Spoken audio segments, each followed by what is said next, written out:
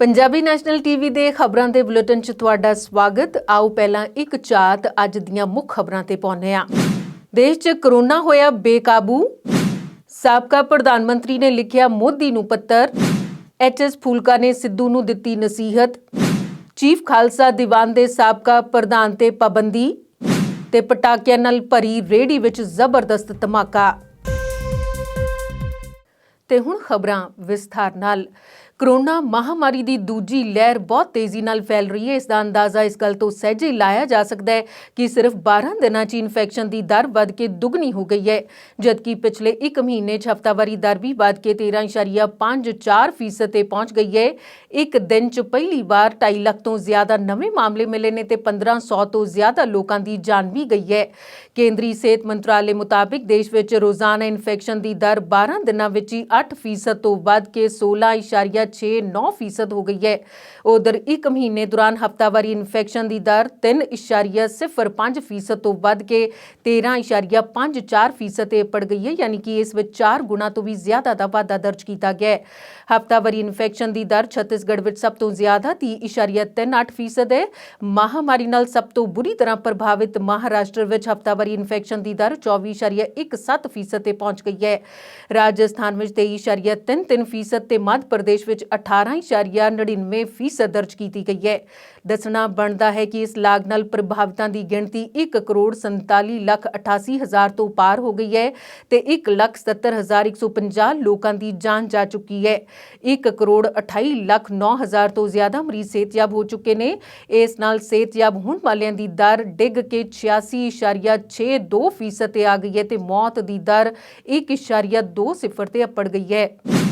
देश भर च कोरोना के वध रहे मामलों कारण मुड़ तो तालेबंदी वाल देश का माहौल बन रहा है। इस दरम्यान दिल्ली के मुख्य मंत्री अरविंद केजरीवाल ने दिल्ली के उप राज्यपाल अनिल बैजल नाल मुलाकात तो बाद दिल्ली च अगले एक हफ्ते लिए तालेबंदी का ऐलान किया है। देश की राजधानी दिल्ली में अज रात 10 बजे तो 26 अप्रैल सवेरे 5 बजे तक तालेबंदी की जाएगी। आज सभी परिस्थितियों का जायजा लेने के बाद आपकी सरकार को ये लगता है कि दिल्ली में कुछ दिन के लिए लॉकडाउन लगाना ज़रूरी है, तो आज रात को 10 बजे से अगले सोमवार को सुबह 5 बजे तक 6 दिन के लिए दिल्ली में लॉकडाउन लगाया जा रहा है। इस दौरान जाहिर है कि जो एसेंशियल सर्विसेज हैं वो जारी रहेंगी, खाने पीने की, मेडिकल व्यवस्थाओं की वो जारी रहेंगी। ये शादियों का सीज़न है, लोगों के बड़े मुश्किल से रिश्ते बनते हैं, हम उनके रिश्ते तोड़ना नहीं चाहते, तो लोगों की शादियां संपन्न हों, लेकिन केवल 50 लोगों के गैदरिंग के साथ संपन्न हो। उसके लिए अलग से पास दिए जाएंगे। इसके बारे में अभी थोड़ी देर में डिटेल्ड ऑर्डर जारी हो जाएगा कि कौन कौन सी चीज़ें जारी रहेंगी और कौन सी चीज़ों पर पाबंदी रहेगी। मैंने और एलजी साहब के हम दोनों ने निर्णय तब लिया है जब हमारे पास कोई उपाय नहीं बचा था। हमारे लिए ये निर्णय लेना आसान नहीं था, क्योंकि मैं समझ सकता हूँ कि लॉकडाउन के दौरान किस तरह से लोगों के रोज़गार ख़त्म हो जाते हैं, लोगों की कमाई ख़त्म हो जाती है, और ख़ासकर सबसे गरीब तबके के लिए तो ये बेहद मुश्किल होता है। जो दिहाड़ी करके रोज़ कमाते हैं उनके लिए तो बेहद मुश्किल हो जाता है। पिछली बार जब देश में लॉकडाउन लगा था, हमने देखा कि किस तरह बड़ी संख्या में प्रवासी मजदूर अपने गाँव जाने लगे थे। उनसे मैं ख़ास तौर से हाथ जोड़ के अपील करना चाहता हूँ, ये छोटा सा लॉकडाउन है, 6 दिन का, दिल्ली छोड़ के मत जाइएगा। आपके आने जाने में इतना समय ख़राब हो जाएगा, इतना पैसा ख़राब हो जाएगा, इतनी ऊर्जा ख़राब होती है। दिल्ली में रहिए। मुझे उम्मीद है कि ये छोटा लॉकडाउन है और छोटा ही रहेगा। मुझे पूरी उम्मीद है कि शायद बढ़ाने की ज़रूरत ना पड़े। आप दिल्ली में रहिए, यकीन मानिए हम पूरी ईमानदारी के साथ सब मिलके लड़ेंगे तो जल्दी इस मुसीबत से छुटकारा पाएंगे। राजस्थान में भी 24 घंटिਆਂ ਚ ਰਿਕਾਰਡ 10,000 ਮਰੀਜ਼ ਮਿਲਣ ਤੋਂ ਬਾਅਦ ਰਾਜਸਥਾਨ ਦੀ ਗਹਿਲੋਤ ਸਰਕਾਰ ਨੇ ਅੱਧੀ ਰਾਤ ਨੂੰ ਪੂਰੇ ਸੂਬੇ 'ਚ 15 ਦਿਨਾਂ ਦੀ ਤਾਲੇਬੰਦੀ ਦਾ ਐਲਾਨ ਕੀਤਾ ਹੈ। ਇਹ ਤਾਲਾਬੰਦੀ ਸੂਬੇ 'ਚ ਜ਼ਰੂਰੀ ਸੇਵਾਵਾਂ ਨੂੰ ਛੱਡ ਕੇ 3 ਮਈ ਤੱਕ ਸਭ ਕੁਝ ਬੰਦ ਰੱਖਣ ਦਾ ਐਲਾਨ ਕੀਤਾ ਗਿਆ ਹੈ। ਖੇਤੀ ਕਾਨੂੰਨਾਂ ਨੂੰ ਲੈ ਕੇ ਕੇਂਦਰ ਸਰਕਾਰ ਅਤੇ ਭਾਜਪਾ ਆਗੂਆਂ ਨੂੰ ਲਗਾਤਾਰ ਤਿੱਖੇ ਵਿਰੋਧ ਦਾ ਸਾਹਮਣਾ ਕਰਨਾ ਪੈ ਰਿਹਾ ਹੈ। ਸਰਕਾਰ ਦੇ ਨੁਮਾਇੰਦੇ ਇਹ ਸਮਝਾਉਣ 'ਚ ਨਾਕਾਮ ਰਹੇ ਨੇ ਕਿ ਕਰੋਨਾ ਕਾਲ ਵਿੱਚ ਇਹ ਕਾਨੂੰਨ ਕਿਉਂ ਲਿਆਂਦੇ ਗਏ। ਕਿਸਾਨ ਆਗੂਆਂ ਨੇ ਦੋਸ਼ ਲਾਇਆ ਕਿ ਸਰਕਾਰ ਇਹ ਅਜੇ ਤੱਕ ਨਹੀਂ ਦੱਸ ਸਕੀ ਕਿ ਕਿਸਾਨਾਂ ਦੇ ਵਿਰੋਧ ਤੇ ਕਰਨ ਦੇ ਬਾਵਜੂਦ ਵੀ ਇਹਨਾਂ ਕਾਨੂੰਨਾਂ ਨੂੰ ਜ਼ਬਰਦਸਤੀ ਕਿਉਂ ਪਾਸ ਕੀਤਾ ਗਿਆ। ਹੁਣ ਜਦੋਂ ਵਿਰੋਧ ਸਿਖਰ ਤੇ ਹੈ ਤੇ ਸਰਕਾਰ ਇਹ ਦੱਸਣ 'ਚ ਨਾਕਾਮ ਹੈ ਕਿ ਉਹ ਇਹਨਾਂ ਕਾਨੂੰਨਾਂ ਨੂੰ ਰੱਦ ਕਿਉਂ ਨਹੀਂ ਕਰਨਾ ਚਾਹੁੰਦੀ। ਕਿਸਾਨ ਆਗੂਆਂ ਨੇ ਸੁਝਾਅ ਦਿੱਤਾ ਹੈ ਕਿ ਸਰਕਾਰ ਕਿਸਾਨਾਂ ਨੂੰ ਨਿਸ਼ਾਨਾ ਬਣਾਉਣ ਦੀ ਥਾਂ ਤੇ ਕਰੋਨਾ ਤੇ ਕਾਬੂ ਕਰਨ ਤੇ ਧਿਆਨ ਕੇਂਦਰਿਤ ਕਰੇ। ਲਾਕਡਾਊਨ ਵਰਗੇ ਪੈਦਾ ਹੋਏ ਹਾਲਾਤਾਂ ਦੇ ਬਾਰੇ ਜ਼ਿਕਰ ਕਰਦਿਆਂ ਕਿਸਾਨ ਆਗੂ ਦਰਸ਼ਨਪਾਲ ਨੇ ਕਿਹਾ ਕਿ ਦੁਨੀਆ ਨੇ ਦੇਖਿਆ ਕਿ ਪਿਛਲੇ ਸਾਲ ਲਾਕਡਾਊਨ ਦੌਰਾਨ ਕੇਵਲ ਖੇਤੀ ਖੇਤਰ ਹੀ ਅਜਿਹਾ ਹੈ ਜਿਸ 'ਚ ਵਾਧਾ ਦਰਜ ਕੀਤਾ ਗਿਆ ਸੀ। ਉਨ੍ਹਾਂ ਆਖਿਆ ਕਿ ਸਭ ਤੋਂ ਪ੍ਰਭਾਵਿਤ ਹੋਣ ਵਾਲੇ ਪ੍ਰਵਾਸੀ ਮਜ਼ਦੂਰਾਂ ਬਾਰੇ ਸਰਕਾਰ ਨੂੰ ਚਾਹੀਦਾ ਹੈ ਕਿ ਉਨ੍ਹਾਂ ਦੀ ਸਿਹਤ ਅਤੇ ਸਮਾਜਿਕ ਸੁਰੱਖਿਆ ਲਈ ਯਤਨ ਕਰੇ। ਕੇਂਦਰ ਸਰਕਾਰ ਕਰੋਨਾ ਮਹਾਮਾਰੀ ਨਾਲ ਦੋ ਹੱਥ ਕਰ ਰਹੀ ਹੈ, ਪਰ ਫਿਰ ਵੀ ਇਹੋ ਜਿਹੇ ਸਮੇਂ 'ਚ ਉਸ ਨੂੰ ਆਪ ਹੀ ਕਿਸੇ ਸੁਲਝੇ ਵਿਅਕਤੀ ਤੋਂ ਸੁਝਾਅ ਲੈ ਲੈਣਾ ਚਾਹੀਦਾ ਹੈ। ਪਰ ਮੌਜੂਦਾ ਸਰਕਾਰ ਵਿੱਚ ਇਹ ਰਵਾਇਤ ਸ਼ਾਇਦ ਖਤਮ ਹੁੰਦੀ ਦਿਸ ਰਹੀ ਹੈ, ਪਰ ਫਿਰ ਵੀ ਦੇਸ਼ ਲਈ ਚਿੰਤਿਤ ਲੋਕ ਆਪਣਾ ਫਰਜ਼ ਸਮਝਦਿਆਂ ਸਰਕਾਰ ਨੂੰ ਆਪਣੇ ਤੌਰ ਤੇ ਕੋਈ ਨਾ ਕੋਈ ਸਲਾਹ ਦਿੰਦੇ ਨੇ। ਫਿਰ ਚਾਹੇ ਸਰਕਾਰ ਉਹਨਾਂ ਦੇ ਸੁਝਾਵਾਂ ਤੇ ਅਮਲ ਕਰੇ ਜਾਂ ਨਾ ਕਰੇ, ਪਰ ਦੇਸ਼ ਨੂੰ ਅਹਿਸਾਸ ਜ਼ਰੂਰ ਹੋਵੇਗਾ ਕਿ ਕਿਸੇ ਨੇ ਸਿਆਣੀ ਸਲਾਹ ਦਿੱਤੀ ਸੀ, ਪਰ ਮੌਜੂਦਾ ਸਰਕਾਰ ਨੇ ਮੰਨੀ ਨਹੀਂ। ਸਾਬਕਾ ਪ੍ਰਧਾਨ ਮੰਤਰੀ ਡਾਕਟਰ ਮਨਮੋਹਨ ਸਿੰਘ ਨੇ ਦੇਸ਼ ਵਿੱਚ ਕੋਵਿਡ ਸੰਕਟ ਬਾਰੇ ਪ੍ਰਧਾਨ ਮੰਤਰੀ ਨਰਿੰਦਰ ਮੋਦੀ ਨੂੰ ਪੱਤਰ ਲਿਖ ਕੇ ਇਸ ਗੱਲ ਤੇ ਜ਼ੋਰ ਦਿੱਤਾ ਹੈ ਕਿ ਮਹਾਮਾਰੀ ਨਾਲ ਟੀਕਾਕਰਨ ਵਿੱਚ ਤੇਜ਼ੀ ਲਿਆਉਣਾ ਅਹਿਮ ਹੈ। ਉਹਨਾਂ ਨੇ HIV ਏਡਜ਼ ਵਰਗੀਆਂ ਬਿਮਾਰੀਆਂ ਤੇ ਕਾਬੂ ਪਾਉਣ ਦੀਆਂ ਕੋਸ਼ਿਸ਼ਾਂ ਵਾਂਗ ਵੈਕਸੀਨ ਲਈ ਲੋੜੀਂਦੀ ਲਾਇਸੈਂਸਿੰਗ ਵਿਵਸਥਾ ਲਾਗੂ ਕਰਨ ਸਮੇਤ ਹੋਰ ਸੁਝਾਅ ਪ੍ਰਧਾਨ ਮੰਤਰੀ ਨੂੰ ਦਿੱਤੇ ਨੇ। ਮੋਦੀ ਨੂੰ ਲਿਖੇ ਪੱਤਰ ਵਿੱਚ ਡਾਕਟਰ ਮਨਮੋਹਨ ਸਿੰਘ ਨੇ ਕਿਹਾ ਕਿ ਸਿਰਫ ਕੁੱਲ ਗਿਣਤੀ ਨੂੰ ਨਹੀਂ ਦੇਖਣਾ ਚਾਹੀਦਾ, ਸਗੋਂ ਕਿੰਨੀ ਫੀਸਦ ਆਬਾਦੀ ਨੂੰ ਟੀਕਾ ਲੱਗ ਚੁੱਕਿਆ ਹੈ ਉਸ ਨੂੰ ਵੇਖਿਆ ਜਾਣਾ ਚਾਹੀਦਾ ਹੈ। ਉਨ੍ਹਾਂ ਭਰੋਸਾ ਜਤਾਇਆ ਕਿ ਸਹੀ ਨੀਤੀ ਨਾਲ ਇਸ ਦਿਸ਼ਾ ਵੱਲ ਬਿਹਤਰ ਢੰਗ ਤੇ ਬਹੁਤ ਤੇਜ਼ੀ ਨਾਲ ਅੱਗੇ ਵਧਿਆ ਜਾ ਸਕਦਾ ਹੈ। ਉਨ੍ਹਾਂ ਇਹ ਵੀ ਆਖਿਆ ਕਿ ਸੂਬਿਆਂ ਨੂੰ ਟੀਕਾਕਰਨ ਲਈ ਮੋਹਰੀ ਕਤਾਰ ਦੇ ਵਰਕਰਾਂ ਦੇ ਵਰਗ ਤੈਅ ਕਰਨ ਵਿੱਚ ਕੁਝ ਢਿੱਲ ਮਿਲਣੀ ਚਾਹੀਦੀ ਹੈ ਤਾਂ ਜੋ ਉਹ 45 ਸਾਲ ਤੋਂ ਘੱਟ ਉਮਰ ਦੇ ਵੀ ਹਨ ਤਾਂ ਉਨ੍ਹਾਂ ਨੂੰ ਟੀਕਾ ਲੱਗ ਸਕੇ। ਕਰੋਨਾ ਮਹਾਮਾਰੀ ਦਰਮਿਆਨ 13 ਦਿਨ ਪਹਿਲਾਂ ਹੀ ਮਹਾਕੁੰਭ ਦੀ ਸਮਾਪਤੀ ਦਾ ਐਲਾਨ ਕਰ ਦਿੱਤਾ ਗਿਆ, ਪਰ ਇੱਥੇ 30 ਅਪ੍ਰੈਲ ਤੱਕ ਪ੍ਰਤੀਕਾਤਮਕ ਤੌਰ ਤੇ ਧਾਰਮਿਕ ਆਯੋਜਨ ਹੁੰਦੇ ਰਹਿਣਗੇ। ਅਜੇ 'ਚ ਵੱਖ-ਵੱਖ ਸੂਬਿਆਂ ਤੋਂ ਆਏ ਲੋਕ ਵਾਪਸ ਪਰਤਣ ਲੱਗ ਪਏ ਨੇ। ਇਸੇ ਦੌਰਾਨ ਇੱਥੋਂ ਗਏ ਲੋਕਾਂ ਤੋਂ ਕਰੋਨਾ ਹੋਰ ਨਾ ਫੈਲੇ, ਇਸ ਲਈ ਦਿੱਲੀ ਸਮੇਤ ਕਈ ਸੂਬਿਆਂ ਨੇ ਨਵੀਆਂ ਗਾਈਡਲਾਈਨਸ ਜਾਰੀ ਕੀਤੀਆਂ ਨੇ। ਇਸ ਦੌਰਾਨ ਗੁਜਰਾਤ, ਉੜੀਸਾ, ਮੱਧ ਪ੍ਰਦੇਸ਼ ਤੇ ਕਰਨਾਟਕ ਸ਼ਾਮਿਲ ਨੇ। ਜਾਰੀ ਨੀਤੀਆਂ ਮੁਤਾਬਿਕ ਹੁਣ ਕੁੰਭ ਮੇਲੇ ਤੋਂ ਵਾਪਸ ਆਉਣ ਵਾਲੇ ਲੋਕਾਂ ਨੂੰ RT-PCR ਟੈਸਟ ਦੇ ਨਾਲ 14 ਦਿਨਾਂ ਲਈ ਕੁਆਰੰਟੀਨ ਰਹਿਣਾ ਪਵੇਗਾ। ਦਿੱਲੀ ਨੇ ਤਾਂ ਇੱਥੋਂ ਤੱਕ ਕਰ ਦਿੱਤਾ ਕਿ ਉੱਥੇ ਆਉਣ ਵਾਲੇ ਲੋਕਾਂ ਨੂੰ ਦਿੱਲੀ ਦੀ ਵੈਬਸਾਈਟ ਤੇ 24 ਘੰਟੇ ਦੇ ਅੰਦਰ ਆਪਣਾ ਨਾਂ, ਪਤਾ, ਸੰਪਰਕ ਸੂਤਰ, ID ਦਿੱਲੀ ਤੋਂ ਜਾਣ ਅਤੇ ਆਉਣ ਦੀ ਸਾਰੀ ਡਿਟੇਲ ਦੇਣੀ ਪਵੇਗੀ। ਕਰੋਨਾ ਦੇ ਤੇਜ਼ੀ ਨਾਲ ਵੱਧਦੇ ਮਾਮਲਿਆਂ ਕਾਰਨ ਪੰਜਾਬ ਦੀ ਸਥਿਤੀ ਬੇहद ਗੰਭੀਰ ਅਤੇ ਖਤਰਨਾਕ ਬਣਦੀ ਜਾ ਰਹੀ ਹੈ। ਇਸ ਨੂੰ ਲੈ ਕੇ ਕਈ ਥਾਵਾਂ ਤੇ ਸਖਤ ਪਾਬੰਦੀਆਂ ਦੀ ਆਹਟ ਸੁਣਾਈ ਦੇਣ ਲੱਗ ਪਈ ਹੈ। ਕਰੋਨਾ ਦੌਰਾਨ 11 ਮਹੀਨਿਆਂ ਬਾਅਦ ਲੁਧਿਆਣਾ ਦੇ 2 ਇਲਾਕਿਆਂ ਦੁਗਰੀ ਅਰਬਨ ਸਟੇਟ ਫੇਸ 1 ਅਤੇ ਅਰਬਨ ਸਟੇਟ ਫੇਸ 2 ਵਿੱਚ DC ਦੇ ਹੁਕਮਾਂ ਤੋਂ ਬਾਅਦ ਪੂਰਨ ਤੌਰ ਤੇ ਤਾਲੇਬੰਦੀ ਕਰ ਦਿੱਤੀ ਗਈ ਹੈ। ਇੱਥੇ 100 ਤੋਂ ਵੱਧ ਕਰੋਨਾ ਦੇ ਕੇਸ ਸਾਹਮਣੇ ਆਉਣ ਮਗਰੋਂ ਇਸ ਇਲਾਕੇ ਨੂੰ ਕੰਟੇਨਮੈਂਟ ਜ਼ੋਨ ਐਲਾਨ ਦਿੱਤਾ ਗਿਆ ਹੈ। ਡਿਪਟੀ ਕਮਿਸ਼ਨਰ ਵਰਿੰਦਰ ਕੁਮਾਰ ਸ਼ਰਮਾ ਨੇ ਇਹਨਾਂ ਦੋਵਾਂ ਇਲਾਕਿਆਂ 'ਚ ਅਗਲੇ ਹੁਕਮਾਂ ਤੱਕ 100% ਲਾਕਡਾਊਨ ਕਰਕੇ ਇਲਾਕੇ ਸੀਲ ਕਰਨ ਦੇ ਹੁਕਮ ਜਾਰੀ ਕੀਤੇ ਨੇ। ਇੱਕ ਦਿਨ ਵਿੱਚ ਲੁਧਿਆਣਾ 'ਚ ਇੱਕੋ ਦਿਨ ਵਿੱਚ ਸਭ ਤੋਂ ਵੱਧ 865 ਮਰੀਜ਼ ਸਾਹਮਣੇ ਆਏ, ਜਿਨ੍ਹਾਂ ਵਿੱਚੋਂ 100 ਤੋਂ ਵੱਧ ਮਰੀਜ਼ ਅਰਬਨ ਸਟੇਟ ਦੁਗਰੀ ਦੇ ਫੇਸ 1 ਅਤੇ 2 ਵਿੱਚੋਂ ਆਏ ਨੇ।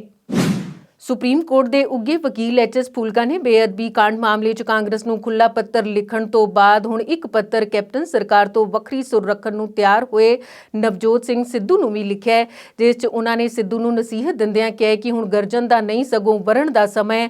2 ਸਫ਼ਿਆਂ ਦੇ ਇਸ ਪੱਤਰ 'ਚ ਉਹਨਾਂ ਨੇ ਕਿਹਾ ਕਿ 2.5 ਸਾਲ ਪਹਿਲਾਂ ਇਸ ਮਾਮਲੇ ਨੂੰ ਜਿਸ ਥਾਂ ਤੇ ਛੱਡਿਆ ਗਿਆ ਸੀ ਇਹ ਅੱਜ ਵੀ ਉਸੇ ਥਾਂ ਤੇ ਖੜਾ ਹੈ। ਅੱਜ ਵੀ ਇਸ ਮਾਮਲੇ 'ਚ ਕੁਝ ਵੀ ਨਹੀਂ ਹੋਇਆ ਤੇ ਕਿਸੇ ਦੋਸ਼ੀ ਖਿਲਾਫ ਕੋਈ ਕਾਰਵਾਈ ਨਹੀਂ ਹੋਈ। ਉਹਨਾਂ ਸਿੱਧੂ ਨੂੰ ਕਿਹਾ ਕਿ ਉਹ ਆਪਣੀ ਕਾਂਗਰਸ ਸਰਕਾਰ ਤੋਂ ਇਸ ਮਾਮਲੇ 'ਚ ਜਵਾਬ ਮੰਗਣ। ਇਸ ਮਾਮਲੇ 'ਚ ਕੇਵਲ ਜਵਾਬਦੇਹੀ ਨਹੀਂ ਸਗੋਂ ਦੋਸ਼ੀਆਂ ਨੂੰ ਸਜ਼ਾ ਦਿਵਾਉਣ ਲਈ ਵੀ ਅੱਗੇ ਹੋ ਕੇ ਕੰਮ ਕਰਨ। ਉਹਨਾਂ ਕਿਹਾ ਕਿ ਇਸ ਮਾਮਲੇ 'ਚ ਸਭ ਤੋਂ ਪਹਿਲਾਂ ਸਰਕਾਰ ਕੋਲੋਂ ਵਿਸ਼ੇਸ਼ ਸੈਸ਼ਨ ਸੱਦਣ ਦੀ ਮੰਗ ਕੀਤੀ ਜਾਵੇ, ਜਿਸ ਸਰਕਾਰ ਕੋਲੋਂ ਜਵਾਬ ਮੰਗਿਆ ਜਾਵੇ। ਜਿਸ ਕੰਮ ਲਈ 3 ਮਹੀਨੇ ਦਾ ਸਮਾਂ ਤੈਅ ਕੀਤਾ ਗਿਆ ਸੀ ਉਹ 2.5 ਸਾਲ ਬੀਤ ਜਾਣ ਤੇ ਵੀ ਪੂਰਾ ਕਿਉਂ ਨਹੀਂ ਹੋਇਆ।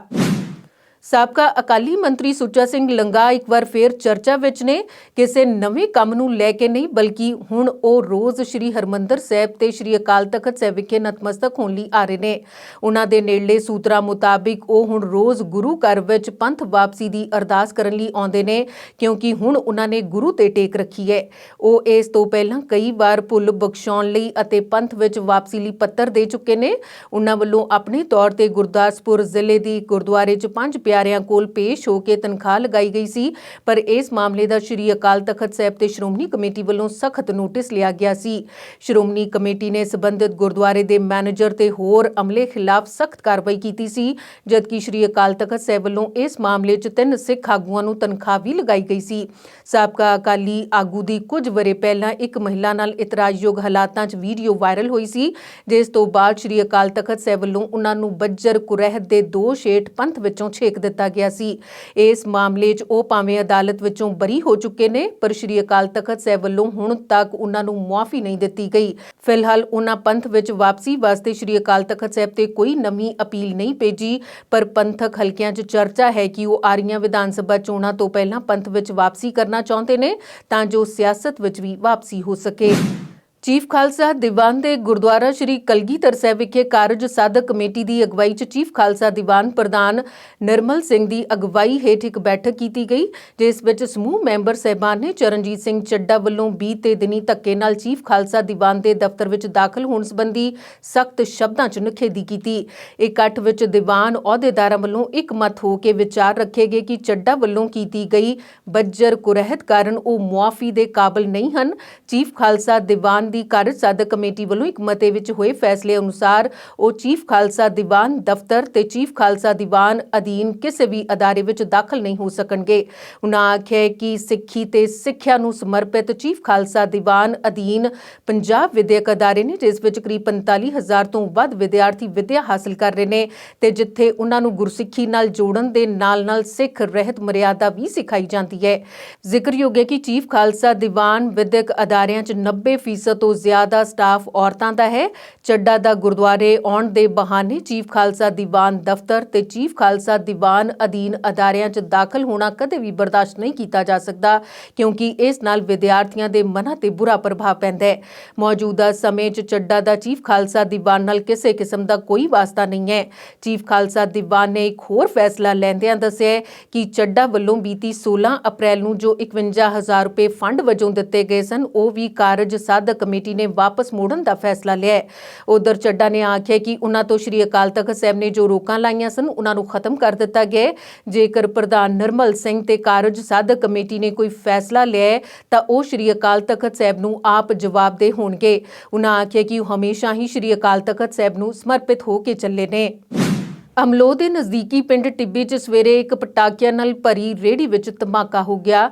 ਇਸ ਧਮਾਕੇ 'ਚ ਇੱਕ ਦੀ ਮੌਤ ਹੋ ਗਈ ਤੇ ਰੇਹੜੀ ਚਾਲਕ ਗੰਭੀਰ ਜ਼ਖਮੀ ਹੋ ਗਿਆ, ਜਿਸ ਦਾ ਇਲਾਜ ਸਿਵਲ ਹਸਪਤਾਲ ਅਮਲੋਹ ਵਿੱਚ ਚੱਲ ਰਿਹਾ ਹੈ। ਜਾਣਕਾਰੀ ਮੁਤਾਬਿਕ ਇਹ ਵਿਅਕਤੀ ਪਟਾਕਿਆਂ ਦੀ ਰੇਹੜੀ ਵਿੱਚ ਮਲੋਹ ਤੋਂ ਅਮਲੋਹ ਨੂੰ ਲੈ ਕੇ ਜਾ ਰਿਹਾ ਸੀ। ਜਿੱਥੇ ਰੇਹੜੀ ਚਕਨਾਚੂਰ ਹੋ ਗਈ ਹੈ, ਉੱਥੇ ਹੀ ਨਜ਼ਦੀਕ ਘਰਾਂ ਵਿੱਚ ਵੀ ਕਾਫੀ ਨੁਕਸਾਨ ਹੋਇਆ ਹੈ। ਰਸੋਈਆਂ ਦੇ ਸ਼ੀਸ਼ੇ ਤੱਕ ਟੁੱਟ ਗਏ ਤੇ ਕੁਝ ਘਰਾਂ ਦੇ ਦਰਵਾਜ਼ੇ ਵੀ ਨੁਕਸਾਨੇ ਗਏ ਨੇ ਤੇ ਧਮਾਕਾ ਇੰਨਾ ਜ਼ਬਰਦਸਤ ਸੀ ਕਿ ਮ੍ਰਿਤਕ ਵਿਅਕਤੀ ਦੀ ਲਾਸ਼ ਦੂਜੇ ਘਰ ਵਿੱਚੋਂ ਮਿਲੀ ਹੈ। ਪੁਲਿਸ ਵੱਲੋਂ ਇਸ ਪੂਰੇ ਮਾਮਲੇ ਦੀ ਜਾਂਚ ਪੜਤਾਲ ਕੀਤੀ ਜਾ ਰਹੀ ਹੈ। ਤੇ ਇਸ ਦੇ ਨਾਲ ਹੀ ਖਬਰਾਂ ਦੇ ਬੁਲੇਟਿਨ ਹੁਣ ਖਤਮ ਹੋਇਆ। ਇਜਾਜ਼ਤ ਚਾਹਾਂਗੇ। ਧੰਨਵਾਦ।